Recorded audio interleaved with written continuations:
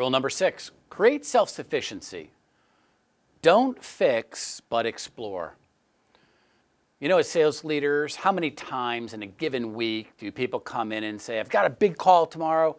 What would you do, Dave? Intuitively, I know what to do.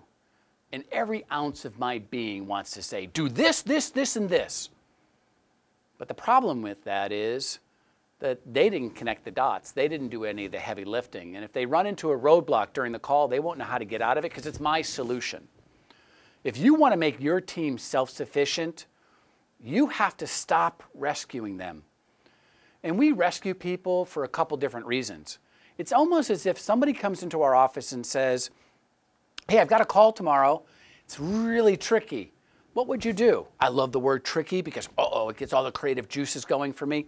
I rip open my shirt and there's this big S on my body, super salesperson.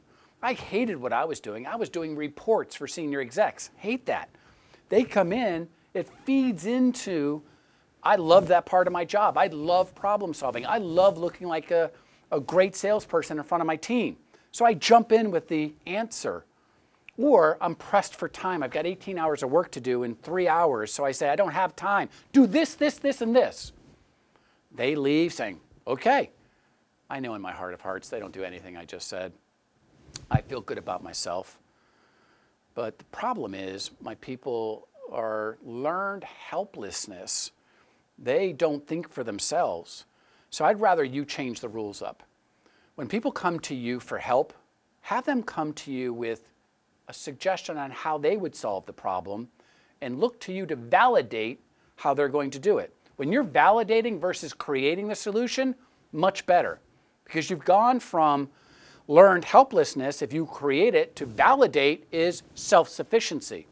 Here's the other thing that you could ask when people walk in. Out of curiosity, what are 2 or 3 things that you would do to solve this problem? Or you could say, I'm happy to help you. If you didn't find me today, I wasn't in the office, I was out with a customer, how would you solve the problem? So what I'm doing is I'm taking it and I'm saying I'm happy to help you, but how would you do it? And I'm doing that for a couple reasons. One, they should learn how to connect the dots. They should be self-sufficient. I want them to operate at maximum efficiency when I'm not around. Secondly, the ego, the self thing that I felt when I gave you the answers, I want them to feel. I want them to have the confidence and conviction in their response, not the confidence and conviction that I have all the answers. Don't do your kids' homework because ultimately they have no idea what that math course was, and you know that. And don't do all the work for your salespeople. It's the same end result. I want people to be able to think and do on their own.